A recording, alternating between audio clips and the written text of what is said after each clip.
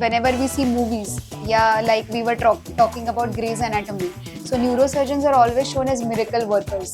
जैसे inoperable tumor था और 2 घंटे में निकाल दिया and all. Is it really that miraculous, or it takes a toll on you as a whole, like when you are holding the scalpel in your hand?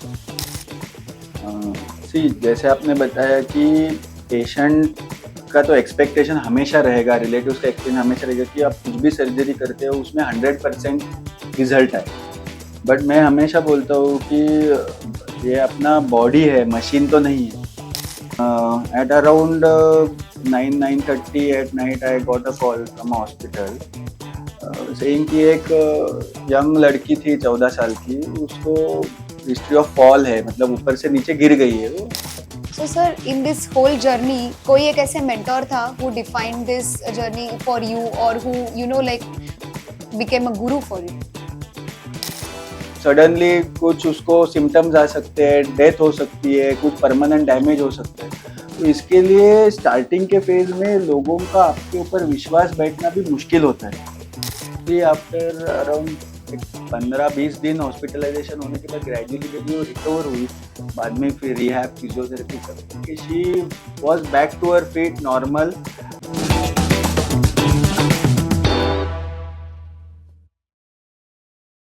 Hello and welcome back all once again in Life in Focus. I'm your host Dr. Ronak Lakshmi Shirsat Talele, and today's episode is very special. As you know, in this podcast series we bring you life-changing real conversations about grit and determination. And today's episode is one of such. So when you hear about neurosurgeons, instantly हमारे दिमाग में Derek shepherd की image आती है, who is a calm miracle worker and the so-called McDreamy. But is neurosurgery really like that? Or is it a less glamorous one, a relentless struggle in which you actually hold the human life at its most fragile moment? So, in our today's episode, we have with us Dr. Abhijit Kulkarni sir. Welcome, sir. Thank you. And sir is one of the most leading surgeons in our area, and his expertise in the field of brain and spine surgery. So, in today's episode, we are going to talk to sir about what neurosurgery is really about. Is it really the kind of a thing which we see on TV? Or does it include a lot of sleepless nights, struggles, impossible seeming decisions, and expectations of patients' families and their friends? Or how is it to deal with those most critical situations? Does it take a toll on you? What does it mean for you spiritually and in long term? So let's start this journey with sir. Thank you, sir, once again. Thank you for having me. So sir, my first question to you is कि why neurosurgery? Like there was a life-changing moment or something which made you choose it? See, अगर if you see कि medicine he first of all क्यों choose किया मैंने, तो it was not that from my childhood I just wanted to become a doctor or a neurosurgeon. 12th standard तक almost मेरा कुछ fix नहीं था कि इंजीनियरिंग को जाए कि मेडिसिन, क्योंकि हम जब भी छोटे थे तो प्रोबेबली ये 2 ही स्ट्रीम्स हमको पता रहते थे, या तो इंजीनियरिंग बनो या डॉक्टर बनो। तो जैसे मेरा 12th स्टैंडर्ड हो रहा था तो it was around 2000, so that was the time where that Y2K struck. तो उस टाइम पे अनफॉर्चुनेटली वर्ल्ड ओवर सॉफ्टवेयर में, इंजीनियर्स में के इसके लिए जॉब्स में वगैरह बहुत इश्यूज आने लगे। और जो कि मेरे फादर डॉक्टर थे, और उनके सभी दोस्तों ने और उन्होंने मुझे ये कन्विंस कर दिया कि देखो इंजीनियरिंग में ये सब जो अपने हाथ में नहीं है, बियॉन्ड आवर कंट्रोल चीज़ें बहुत सारी है, तो मेडिसिन में at least your life is stable. Medicine doctors का ज़रूरत ज़िंदगी भर हमेशा सबको रहेगा, तो वो स्टेबल प्रोफेशन है, ग्लैमरस नहीं रहेगा तो भी। तो इस हिसाब से फिर I got inclined towards medicine and then I went into medicine. After I completed my MBBS, I went to Nagpur for my general surgical training. तो GMC नागपुर में जब भी मैं था तो वो टाइम में उधर कोई न्यूरोसर्जन अटैच नहीं होता। तो कभी कभी इमरजेंसी के पेशेंट्स जब भी आते थे तो हमें क्या करना होता था कि उधर एक न्यूरोसर्जन थे जिनको हम टेलीफोनिकली पूछते थे, और वो हमको फ़ोन पे गाइड करते थे कि ऐसा ऐसा ऑपरेशन अगर इमरजेंसी है, लाइफ सेविंग, तो आप करो। तो ऐसा एक बार हुआ था कि मैं जब भी मेरे लास्ट ईयर ऑफ रेसिडेंसी में था तो एक छोटा बच्चा आया था जिसे ब्रेन में हीमरेज हुआ था और वो बेहोश था, और उन्होंने बताया कि हिसाब से हमने ऑपरेशन किया और तीसरे दिन में वो पूरी तरह से नॉर्मल हो गया। तो वो थोड़ा मुझे ट्रिगर लगा कि yes this definitely this branch is something which can help a lot of people miraculously, और डेथ और नॉर्मल लाइफ इतना जंप शायद ही कोई ब्रांच में हो सकता है। तो उससे मुझे थोड़ा पुश मिला। ऑब्वियसली मैंने पढ़ाई किया, मेरा रैंक अच्छा आया, ये एक कारण है कि मैं ले पाया उसे। बट एक बार उसके पास जाने के बाद, न्यूरो सर्जरी को थोड़ा समझने के बाद, definitely my love and admiration for the subject kept on increasing. So sir, in this whole journey, कोई एक ऐसे mentor था who defined this journey for you or who like became a guru for you? जब भी मैं neuro surgery choose किया तभी तो ऐसा स्पेसिफिकली कोई था नहीं, क्योंकि I did not know many neuro surgeon back then. जैसे मैंने बताया, नागपुर में जो हमारे न्यूरो सर्जन थे उनसे ही हमारा थोड़ा बहुत कांटेक्ट रहा। बट डेफिनेटली एक बार ये फील्ड में आने के बाद, क्योंकि हमारा फील्ड लिमिटेड लोगों से बना हुआ है, मतलब इंडिया में अभी भी बहुत ज़्यादा न्यूरो सर्जन्स नहीं है। मतलब जोकिंगली मैं बहुत बार बोलता हूँ कि अगर हम अपने देश के पूरे एमएलए और एमपी को टोटल करें, उससे भी कम न्यूरो सर्जन मिलेंगे। तो इसके लिए न्यूरो सर्जरी में आने के बाद बहुत सारे सीनियर न्यूरो सर्जन, जैसे हमारे गोयल सर है, बीके मिश्रा सर है, बहुत सारे लोगों से हम टच में आए, जिनके लाइफ से, उनके एक्सपीरियंस से ऑब्वियसली हमको इंस्पिरेशन मिलते रहा। And then it drives you to work more and more, and still till today they continue to inspire us. So sir, generally for rest of the branches, हम लोग के जो रहते हैं मेडिसिन के, we feel that neurosurgeons are very high profile people, very glamorous, high earning people. So is it really like that, or your sacrifices are even more than we know? What is the story behind the picture? See madam, ये question में अगर हम देखें कि neuro surgeon का life कैसा है, average neuro surgeon का, तो it obviously has to be divided into phases like in any other profession. जब भी हम न्यूरो सर्जरी पास आउट होके पहले कुछ साल जो रहते हैं वो डेफिनेटली स्ट्रगल के ही होते हैं, किसी भी ब्रांच के जैसे, specially more so in neuro surgery, because ये ऐसी ब्रांच है जिसमें हर पेशेंट हर ऑपरेशन में एक छोटी से छोटी गलती से या तो सडनली कुछ उसको सिम्टम्स आ सकते हैं, डेथ हो सकती है, कुछ परमानेंट डैमेज हो सकता है। तो इसके लिए स्टार्टिंग के फेज में लोगों का आपके ऊपर विश्वास बैठना भी मुश्किल होता है। तो अगर मैं मेरे एक्सपीरियंस से बताऊँ, तो जब भी मैं न्यूरो सर्जरी पास होके बाहर आया तो पहले कुछ साल डेफिनेटली स्ट्रगल था। हमें पेशेंट्स मिलने में बहुत टाइम लगता है। शुरुआत के फेजेस में जो हम सर्जरी करते हैं वो नॉर्मली सिर्फ इमरजेंसी टाइप की सर्जरी होती है, मतलब you are not the first choice probably for that operation, but you are the only choice. तो आपके नज़दीक में अगर एक्सीडेंट हुआ है, आप वो हॉस्पिटल में न्यूरो सर्जन हो, तो वैसे टाइप की सर्जरी शुरुआत में मिलते हैं कि रात में अगर इमरजेंसी में और कोई दूसरा अवेलेबल नहीं है। ये सिर्फ मेरी नहीं, सबकी कहानी है। बट अगर उस टाइप के सिचुएशंस में आपका बेस्ट दे, धीरे धीरे ग्रेजुअली आपके रिजल्ट्स अच्छे हुए, तो स्लोली एंड स्टेडीली डेफिनेटली लोगों का, बाकी के डॉक्टर्स का भरोसा आपके ऊपर बैठने लगता है। And gradually and steadily you will never feel that transition कि धीरे धीरे फिर आपको इलेक्टिव सर्जरी हम लोग बोलते हैं, जैसे कि ब्रेन ट्यूमर्स है, स्पाइन है, स्पॉन्डिलोसिस, जो कि पेशेंट को चॉइस है और समय है अपना डॉक्टर चूज करने। तो फिर धीरे धीरे you start becoming that choice for the patients and their families at large. Plus आपने जो ट्रीट किए पेशेंट्स, उनके रिलेटिव्स को वो आपको रेकमेंड करते हैं if they are happy with how you have treated. And gradually आपकी practice from that emergency surgeries only at night surgeries से धीरे धीरे इलेक्टिव सर्जरीज तक ट्रांजिट होती है। फिर आपका भाग दौड़ करना, रात में सिर्फ जाके जग के सर्जरी करना से आप elective surgery, you can choose what to do, when to do, where to do, you guide the patients कि किधर आके मैं सर्जरी को, ये ट्रांजिशन धीरे धीरे होता है। Definitely it is a high paying profession if you compare medical fraternity, one of the good paying, high paying professions I will say, but equally your struggle and stress is equal to the amount which it is earning. So like does it take a toll on the work life balance?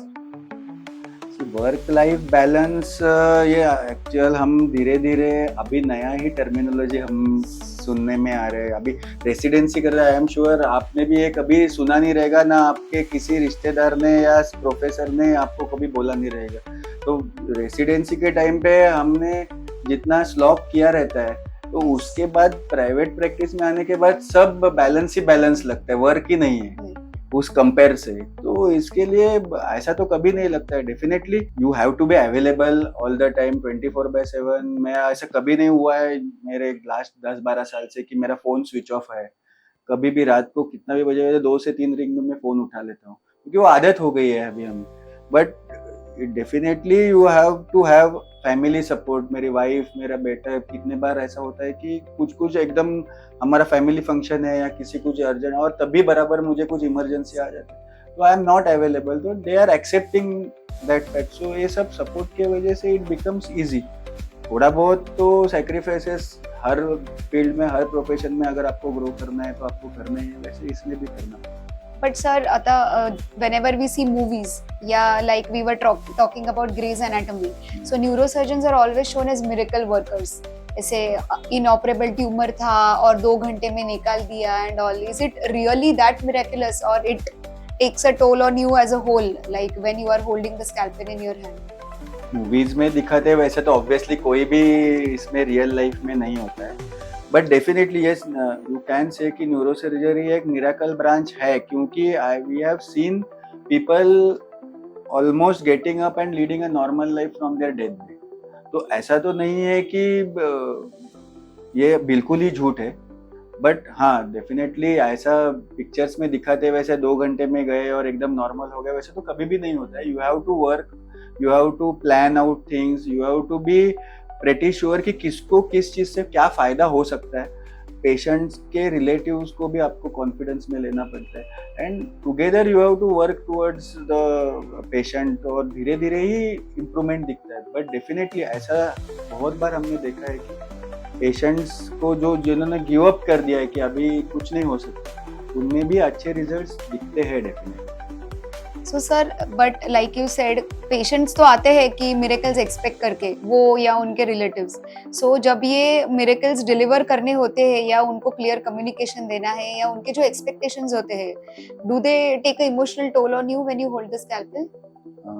See, जैसे आपने बताया कि patient का तो expectation हमेशा रहेगा, relatives का expectation हमेशा रहेगा कि आप कुछ भी सर्जरी करते हो उसमें 100% रिजल्ट आए। बट मैं हमेशा बोलता हूँ कि ये अपना बॉडी है, मशीन तो नहीं है। तो जैसे मशीन में A+B=C होता है, वैसे बॉडी में बहुत बार नहीं हो पाता। तो इसके लिए communication with the patient and relatives is very important. आप उनको ऑपरेशन से पहले ही क्लियर कट आपके गोल्स और क्या पॉजिटिव फैक्टर्स है, क्या निगेटिव फैक्टर्स है, ये दोनों अगर बराबर से समझाए, तो patient and their relatives also have realistic expectations from what to expect after the surgery, how much time it will require for recovery, everything you have to tell them beforehand. बहुत बार क्या होता है कि कम्युनिकेशन कम होने की वजह से misunderstanding होती है। And secondly and most important thing is कि you have to be clear from your conscience कि आप जो भी चीज़ पेशेंट को कर रहे हैं ऑपरेशन वाइज, वो उसके लिए 110% ज़रूरी है। कोई भी चीज़ पेशेंट को जो ज़रूरी नहीं है, उस चीज करने में अगर कॉम्प्लिकेशन होते हैं, तो then definitely it is very emotionally torturous to you और as a surgeon also. But अगर आपको पता है कि इसके बिना इसको ठीक नहीं होने वाला है, और ऐसे इसमें अगर थोड़ा बहुत कुछ ऊपर नीचे होता है, तो at least you are pretty sure कि हमने तो उसके अच्छे के लिए ही किया है या एडवाइस किया था। और हर बार 100% सक्सेस किसी को भी नहीं मिल सकते। कोई भी अगर ये क्लेम कर सकता है कि मैं सब सर्जरी में 100% सक्सेस, तो ऐसा कभी नहीं हो सकता, क्योंकि it is not because of the surgeon और द सर्जरी। कभी कभी बॉडी का reaction to what we do और what we try to do is different in different person. इसके लिए हर बार सक्सेस ही मिले ये जरूरी नहीं है, बट सक्सेसफुल होने के लिए 110% कोशिश जरूरी है, और उस हिसाब से पेशेंट के रिलेटिव्स को कम्युनिकेशन जरूरी है। तो बहुत बार सब मिसअंडरस्टैंडिंग दूर रहती है और everybody is happy at the end. And कोई एक ऐसा केस सर जो ये सारे प्रोसेस में आपको याद रह गया हो, सम लाइफ चेंजिंग स्टोरी? सबको अपने शुरुआत का, जैसे सब हीरो हीरोइन बोलेंगे कि उनका पहले मूवी का कुछ किस्सा उनको याद आता है, याद रह जाता है। तो वैसे जब भी मैंने प्राइवेट प्रैक्टिस चालू किया था, I think in the first 6 months only ये इंसिडेंस हो गया था, और वो हमेशा मैं कभी भूल नहीं सकता। At around 9:30 at night I got a call from hospital saying कि एक यंग लड़की थी 14 साल की, उसको हिस्ट्री ऑफ फॉल है, मतलब ऊपर से नीचे गिर गई है वो, and she has a head injury, she is serious, she is on ventilator, she was unconscious. I went to see her. तो उसका हिस्ट्री अगर मैं आपको थोड़ा शॉर्ट में जस्ट स्टोरी बता सकूँ कि उसका ऐसा था कि she used to like a boy in school and she went in 10th standard. तो उसके मम्मी डैडी को पता चल गया शायद किधर से, तो and she was a normal Maharashtrian middle class family. तो उसके पेरेंट्स ने उसको शायद डांटा रहेगा या कोई बोला रहेगा कि अभी 10th स्टैंडर्ड है, you need to focus on your studies and everything, this is not the age for. और तो उसको इमोशनली बहुत हर्ट हो गया या क्या हो गया, और वो घर से बाहर गई लॉबी में, और तभी पुराने टाइम में सब स्टेयरकेस वाले बिल्डिंग्स होते, and I don't know any fit of rage और anything, she jumped off from the 4th floor, और वो सडनली अनकॉन्शियस हो गई, वेंटिलेटर पे गई, उसको बड़ा ब्लीड हुआ था। हमने रात में उसका सर्जरी किया, बहुत दिनों तक वो वेंटिलेटर पे रही। उसके मम्मी डैडी खुद गिल्ट में थे कि हमारे वजह से ये हुआ क्या, जबकि उनका ऐसा कोई मिस्टेक नहीं था। तो पूरा फैमिली स्ट्रेस में था, यंग थी वो। ग्रेजुअली आफ्टर अराउंड 15-20 दिन हॉस्पिटलाइजेशन होने के बाद ग्रेजुअली वो रिकवर हुई। बाद में फिर रिहैब, फिजियोथेरेपी सब करके she was back to her feet normal. And उसका वो साल तो शायद मिस हुआ, बट नेक्स्ट ईयर उसने 10th स्टैंडर्ड भी दिया, और रेगुलरली मेरे को आके मिलती थी। 10th स्टैंडर्ड पास हो गई वो अच्छे से। उसके बाद उसने मेरे को 3 पन्ने का एक लेटर लिख के दिया था कि थैंक यू, और ये ऐसा मेरा मिस्टेक था। तो वो हमेशा मेरे साथ रह गया है वो स्टोरी की, मतलब at least I could help them in some way और the other, the family, and they were also very grateful. तो ये किस्सा हमेशा मेरे को याद रहता है कि पेशेंट, मतलब भले वो सर्जरी डिफिकल्ट नहीं था, बट द सर्कमस्टेंसेस और जो स्टोरी था उसका, वो थोड़ा सा टच हो गया था मुझे। Now I get it, sir, कि why you said कि just there is one step which is standing between life and death. For her Actually, at least that was the step. मतलब ये जरूरी नहीं है कि आप ही हो, बट मुझे वही लगता है कि पेशेंट को हर ब्रांच में, हर इसमें जो बेस्ट पॉसिबल ट्रीटमेंट है किसी से भी, वो मिलना चाहिए। और ये धीरे धीरे अभी इंडिया में सब जगह फैल रहा है कि इवन 2 टायर 3 टायर सिटीज में, गांव में भी अभी सुपर स्पेशलिस्ट और ये ग्रेजुअली अवेलेबल हो रहे हैं। और एटलीस्ट इमरजेंसी का काम तो सब जगह अभी होना शुरू हो गया है, जो पहले बड़े सिटीज में पुणे मुंबई में लोगों को आना पड़ता था। तो at least if you go to see now, even cardiac work, neuro work, जो इमरजेंसी का काम है वो तो हो रहा है। इलेक्टिव सर्जरीज को या इलेक्टिव चीजों को तो लोग ट्रैवल कर सकते हैं, बट इमरजेंसी काम अगर अच्छा फैसिलिटी मिले गांव में, तो बहुत लोगों का लाइफ सेव हो सकता है। So, sir, in addition to obviously superb surgical skill, neurosurgeon should have what one quality according to you? Difficult question. एक क्वालिटी अगर बोले तो पेशेंस मैं बोल सकता हूँ, क्योंकि not patience outside the OT, I am probably very impatient outside, but inside the OT you should have patience. क्योंकि न्यूरो में ऐसा है कि दोबारा सर्जरी पॉसिबल नहीं होता है। मैंने बहुत अदर ब्रांचेस में या अदर इसमें क्या है कि एक बार नहीं बराबर से हुआ तो their body gives you a second chance. Brain में और स्पाइन में बहुत बार वो सेकंड चांस हमको मिलता नहीं है। अगर कुछ डैमेज हो गया नर्वस टिश्यू, उसको रीजनरेशन नहीं।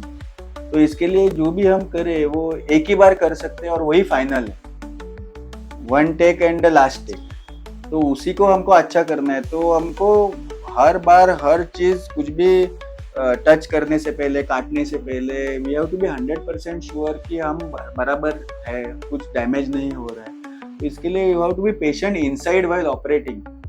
You cannot be in a hurry कि मुझे इतना जल्दी खत्म करना है, मुझे इसके बाद इधर जाना है, ये नहीं है। प्लस ब्लीडिंग वगैरह जो ब्रेन में होता है, वो ब्रेन में थोड़ा भी ब्लड लॉस अलाउड नहीं रहता है जब भी आप बंद करते हैं, थोड़ा भी क्लॉट नहीं चलता। तो you have to be patient. बहुत बार बॉडी आपको पेशेंस सिखाती है कि आप कुछ नहीं कर सकते, you have to wait it out, you have to give it the brain its time, otherwise आप घाई में गड़बड़ी में कुछ अच्छा रिजल्ट अचीव नहीं कर पाते। तो probably one quality if you ask me, patience जरूरी है हर neurosurgeon. And so, in addition to this skill or the patience, does the divine element plays a role? Prayers हो या आपका खुद का spiritual faith हो, does that matter when you are inside the OT? अगर आप मुझे पूछते हैं तो पर्सनली तो 110%, मतलब अगर मैं पेशेंट्स को वही बोलता हूँ, अगर मैं आपको एक बार चिमटी काटूँ और दूसरे को दोनों को सेम पेन नहीं होता है, वैसे ही ब्रेन में अगर किसी को कुछ प्रॉब्लम हुआ है और सेम प्रॉब्लम दूसरे को हुआ है, तो दोनों का आउटकम भी सेम नहीं होता। भले उनको सेम प्रॉब्लम है, सेम इलाज हुआ है, सेम डॉक्टर से इलाज हुआ है, तो वो कैसे हो सकता है?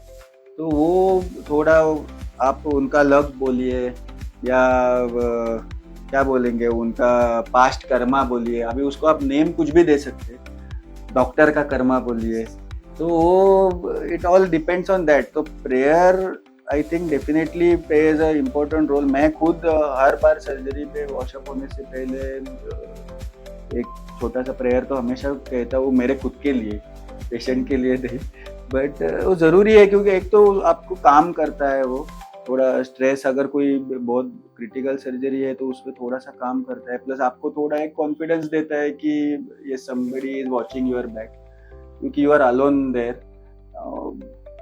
डेफिनेटली वो अभी किस तरह से मदद करेगा वो तो कोई समझा नहीं सकेगा, बट मुझे तो लगता है कि डेफिनेटली हमने ऐसा देखा है कि जिसको अपने को लगता है कि ये सर्जरी ऑलमोस्ट इम्पॉसिबल है, वो होने के बाद पेशेंट नॉर्मल हो जाते हैं। और कभी कभी ये सर्जरी जो हमने हजारों बार की रहती है, तो सर्जरी अच्छा होने के बाद भी पेशेंट का कभी कभी एक्सपेक्टेड आउटकम नहीं निकलता, तो वो कैसे हो सकता है? तो वो थोड़ा बहुत तो पेशेंट को और अपने को लक और ये फैक्टर डिवाइन एलिमेंट तो चाहिए ही। सो सर, आप बोलते बोलते ये बात कह गए कि not even the patients, the doctors Karma also matter. So do you really believe in Karma?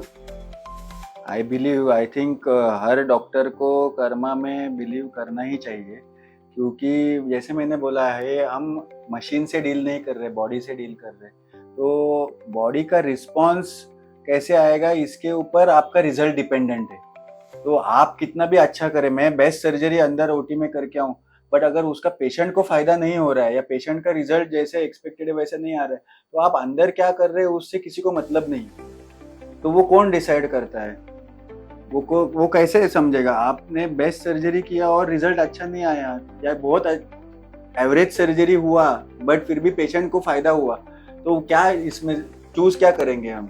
हमेशा जो पेशेंट को फायदे करेगा। तो ये डिसाइड कैसे होता है? ये आप लक बोलो, कर्मा बोलो, कुछ तो देयर इज सम एनर्जी और सम पावर और something which always plays a role in the outcomes, and obviously it keeps on guiding you also through during the surgery also. That is what I believe. कभी कभी ऐसे moments आते हैं surgery के दौरान कि suddenly कुछ ब्लीडिंग हो गया या कुछ हो गया, और आपको यू वोंट बिलीव कि कभी कभी हार्ट बीट आपका खुद का भी स्किप हो जाता है कि अरे अभी क्या करें, हाउ टू कंट्रोल दिस, कुछ तो, क्योंकि ब्रेन टाइम नहीं देता है बहुत बार।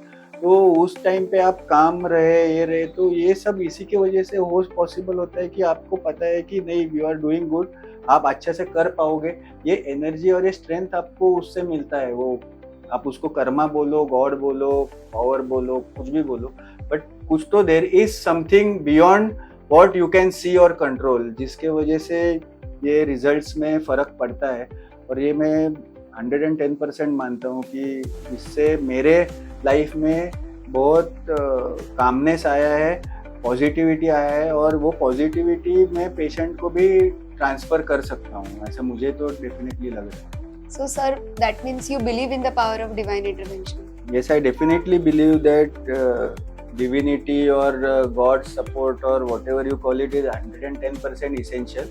बट हाँ, ये भी ज़रूरी है कि आपको आपकी मेहनत और आपका काम तो करना है, सिर्फ आप भगवान के भरोसे तो नहीं बैठ सकते। तो you have to deliver your more than 100% and then leave rest to God और द डिविनिटी और दिस थिंग, सो दैट वो कॉम्बिनेशन से ही आपको बेस्ट रिजल्ट्स अचीव होंगे. ये नहीं है कि आप आपका स्किल डेवलपमेंट में बिल्कुल फोकस नहीं कर रहे हो और बोलोगे कि मैं भगवान में बिलीव करता हूँ सब अच्छा हो जाएगा. ऐसा तो नहीं होगा.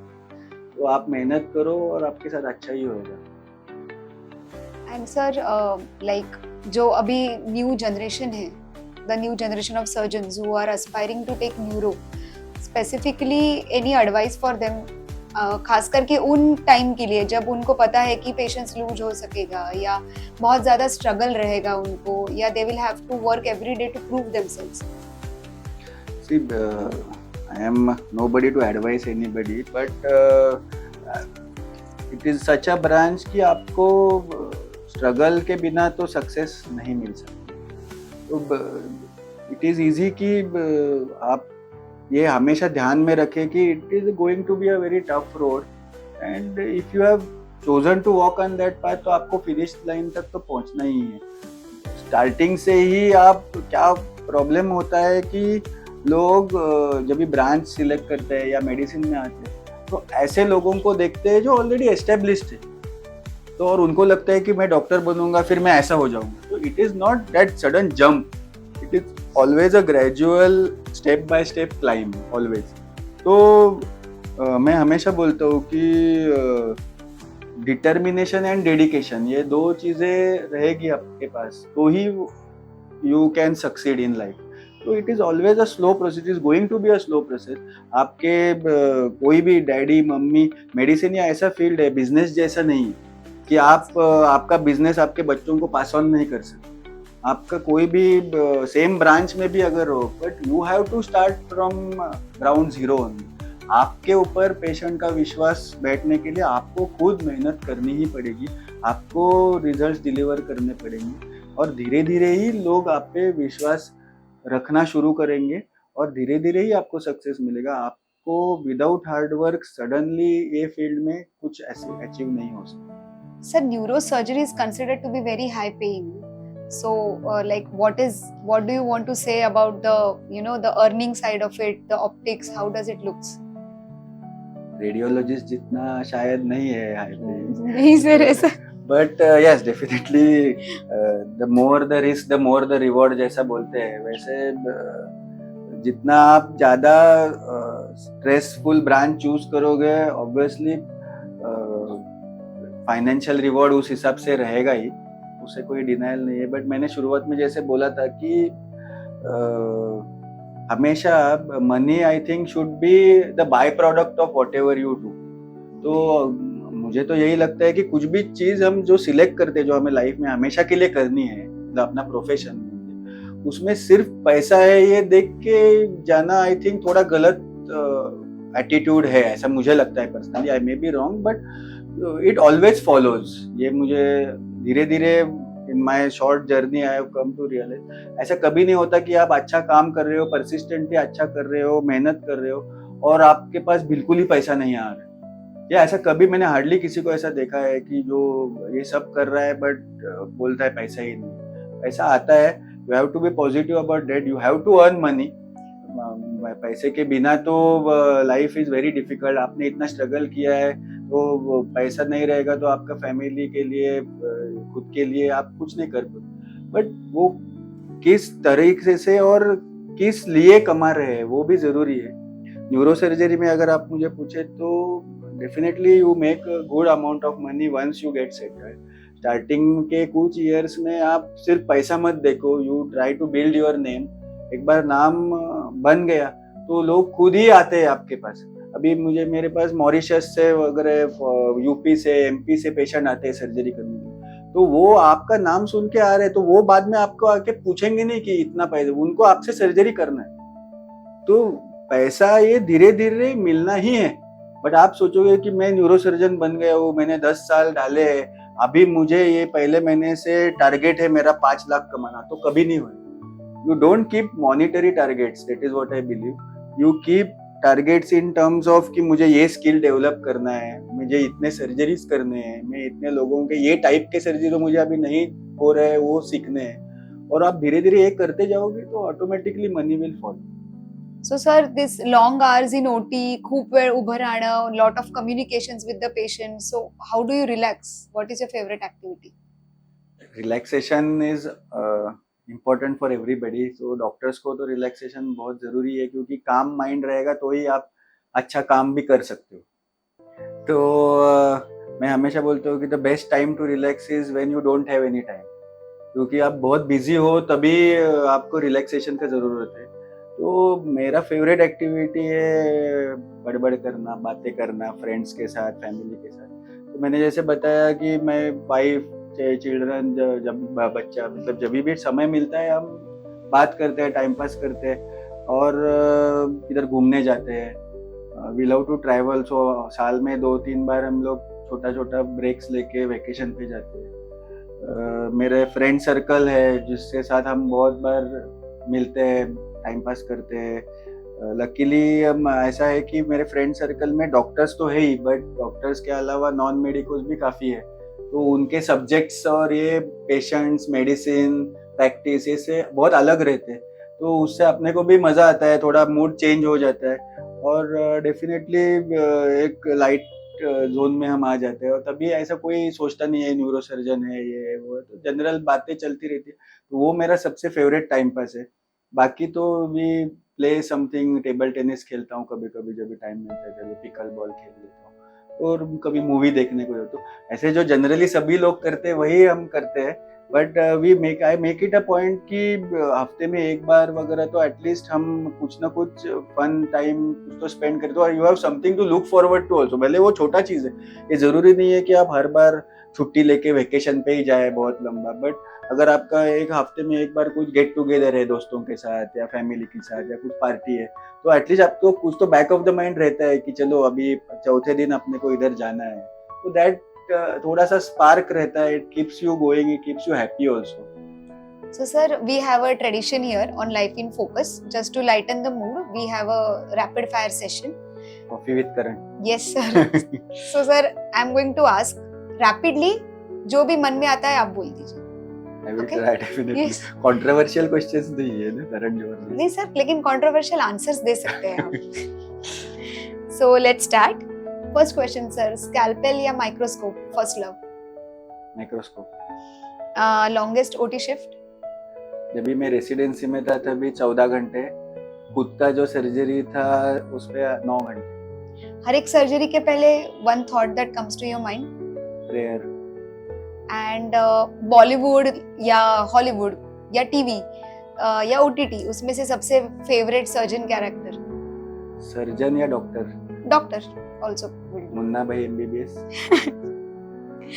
Sir, if you wouldn't have been a doctor, what you would have been? A writer, a musician, a spiritual leader, a athlete? Politician. Good answer. Some funny or unexpected request by the patient inside the OT? एक patient ने मुझे बोला था, ये genuinely हुआ है, कि उसे अपने सर्जरी का रील बनाना था.